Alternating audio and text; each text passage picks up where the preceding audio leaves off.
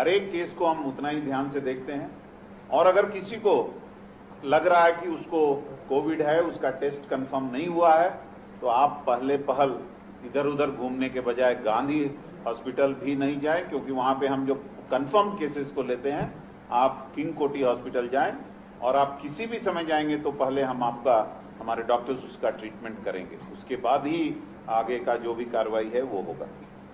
Private testing के बारे में कहीं कहीं जगहों पे हमारे टीम्स ने कुछ पाया कि वो लोग पूरी तरह टेक्निकल ढंग से काम नहीं कर रहे हैं, कुछ उनमें त्रुटियां देखी गई हैं, गलतियां दिखी हैं, और हमने उनको नोटिस भी दिया है, और कई लोग अब सुधारने की कोशिश कर रहे हैं।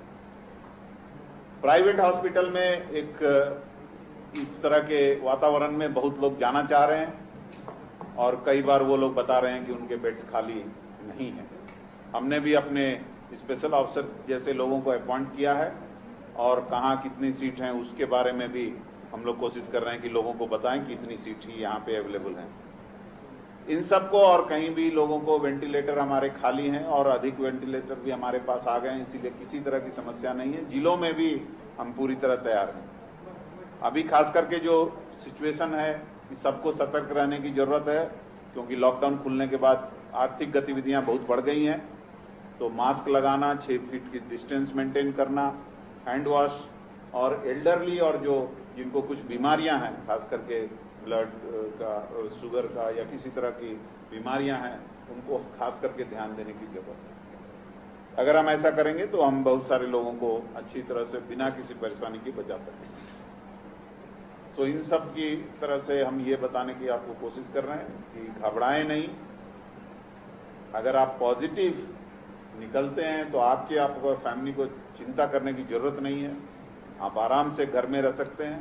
और अगर आपको लग रहा है कि आपकी तबीयत ठीक नहीं है, आपको सांस लेने में या कोई ज़्यादा दिक्कत हो रही है, आप तुरंत फ़ोन करें 104 को, हमारे लोग आपको हॉस्पिटल में लाएंगे और फिर आपको ठीक करने के बाद वापस भेजेंगे।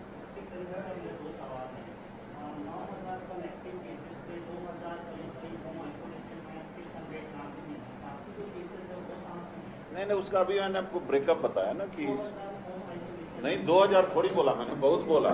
6000 मैंने बोला, 7109 है जाके उसमें केसेस बढ़ रही, हमारे पास भी उससे कम रफ्तार में बढ़ रही। दूसरा है कि जो सबसे इम्पोर्टेंट चीज है कि डेथ्स कम से कम हो, उसके लिए तेलंगाना सरकार प्रयत्न में है। और अभी तक अगर पूरे कंट्री में डेथ परसेंटेज देखें तो 3% है, हमारे पास वो परसेंटेज एक्चुअली 1.7 और 1.8 के बीच में आ रहा है। तो इसका ये मतलब है कि हम सही दिशा में जा रहे हैं। ये ग्रामीण इलाकों में इसका प्रभाव अभी भी बहुत कम है, और वहां भी हम उतने ही जोर से एहतियात लगाए हुए हैं कि कहीं भी कुछ न हो। सरकार का जो सबसे बड़ा उद्देश्य है कि कोई भी कोरोना से न मरे, और उसके लिए जो भी करना पड़े सरकार कर रही है।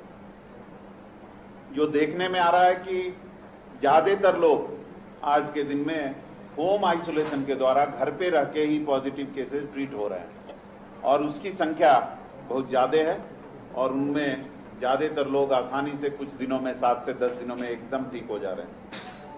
आज अगर हम अपना फिगर देखें तो होम आइसोलेशन में 7109 लोग हैं, और उसी तरीके में जो रिकवर्ड हो गए उसमें 1438 लोग हैं। जो एक्टिव लोग हैं 5671 लोग हैं। उसके अलावे इन लोगों को सिर्फ हम घर में ही रहने के लिए नहीं बोल रहे हैं, उनको हम सुविधा दे रहे हैं, और खास करके टेलीमेडिसिन के द्वारा डॉक्टर्स उनसे बात कर रहे हैं, और जो भी उसकी जरूरत है उनको हम लोग पूरा करने की कोशिश कर रहे हैं। बहुत कम लोग ऐसे हैं जिनको घर से एक्चुअली हॉस्पिटल आने की जरूरत पड़ी, और जो हमारा रिकॉर्ड है वो ये दिखाता है कि 26 लोग हैं जो घर में रह रहे थे, और उनकी सिचुएशन थोड़ा बिगड़ने पे उनको हमने 26 लोगों को हॉस्पिटल में दाखिल कर दिया। जो दूसरा जो पहलू है गवर्नमेंट हॉस्पिटल्स का, उस पर हम लोग काफी ध्यान दे रहे हैं। ऑक्सीजन बेड्स बढ़ाने की कोशिश कर रहे हैं।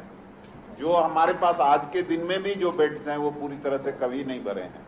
अभी मंत्री साहब ने बताया कि गांधी में 600 बेड्स ही हैं जो भरे हैं, और जो रिमेनिंग 1400 के आसपास खाली है। तो उससे एकदम साफ दिख रहा है कि और दूसरे जगहों पे भी ऐसी स्थिति है। कुछ लोग ऐसे ही कुछ सोशल मीडिया में लोड कर रहे हैं, वो लोग वेस्टेड इंटरेस्ट के साथ शायद काम कर रहे हैं, उनका उद्देश्य गवर्नमेंट को बदनाम करना है या किसी खास वर्ग को